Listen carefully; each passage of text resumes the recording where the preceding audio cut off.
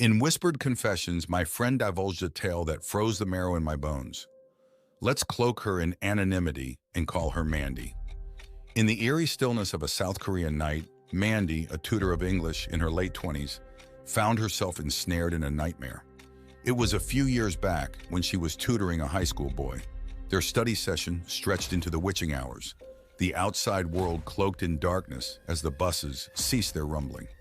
The boy, stranded far from home, pleaded to crash on Mandy's floor until dawn, when the buses would stir back to life.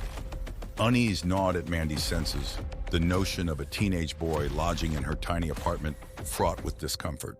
But his insistence wore her resistance thin, and against her better judgment, she conceded. Back in her cramped abode, Mandy retreated to her bed while the boy laid out a blanket on the floor.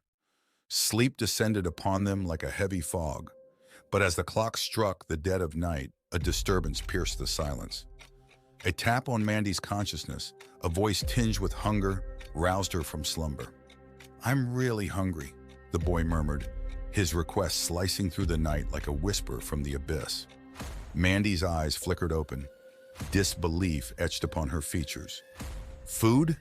Now?" she countered, the late hour casting shadows of doubt. Yet the boy persisted, his hunger an insatiable specter haunting the stillness. Reluctantly, Mandy relented, her senses clouded by the boy's insistence. Together, they ventured into the darkened streets, the night swallowing their footsteps in its gaping maw.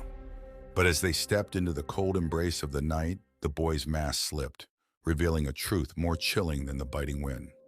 "I'm not hungry," he confessed, his words slicing through the frigid air like shards of ice. "I woke to find him under your bed, a man lurking in the shadows." A pall of dread descended upon Mandy as realization dawned like a moonless night. They had shared their apartment with an unseen intruder, a phantom lurking beneath her bed, unseen and unheard. They called the police and discovered that a homeless man had been living in Mandy's apartment, sleeping under her bed for over 2 months. The boy only saw him because he was lying on her floor, so had a clear view under the bed. The arrest brought a semblance of closure, but the specter of that night lingered, casting a long shadow over Mandy's sense of security.